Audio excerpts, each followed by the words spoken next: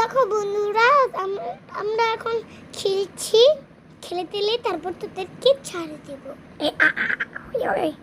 এরকম বলতে হয়? এরকমই তো বলে দাও। হয় হয়, চুপ বন্ধুরা, একদম চুপচাপ দেখবি। এর কথা বিশ্বাস করবি না। না, আমার কথা বিশ্বাস করেন না। এই পাগল হয়ে গেছে, চুপ কিছু বললেই চুপ, কিছু বললেই চুপ বলবি।